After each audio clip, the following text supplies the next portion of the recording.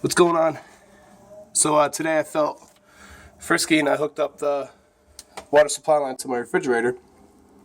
We've been living here for a little while. I just never got around to doing it because of everything else we were doing with the house. This hasn't been used for a while. It's a really easy job.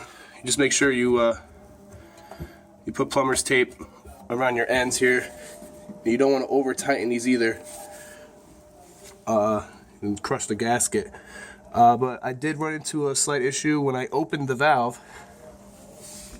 It wasn't leaking or anything before, but when I opened it, I had water coming from right around here and it was pooling up. So I closed the valve and I noticed that the water was still leaking. So I'm like, oh shit, I guess I gotta call the plumber or what, replace this. I'm not a plumber, but I'm guessing this is a screw-on, but I would have to turn the water off to the whole house, you know, replace the whole valve. Instead, what I tried, and it actually ended up working, was right here is a screw top. I didn't really notice it before, but I was looking at another valve I had, and I noticed that had a screw top. I mean, it's totally different, so couldn't just swap them out, but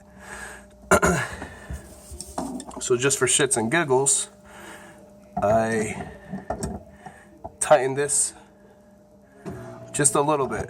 I don't want to break it or anything. So I tightened it just a little bit right in here. As you can see, I'm open, I got water flowing, and I fixed the leak. So, just a little bit of advice, a little quick fix if you run into that problem. Easiest way to test that you're not leaking anywhere, even small leaks, you just take a little paper towel and run it where the leak was. And what you'll see is totally dry. Down here I still have a little bit of residual, so you say just a little bit of water and you'll be able to see the leak. But this is just residual. I know that's where it was coming from, so I'm good to go. Yeah, if you like the video, like it. Have a nice day.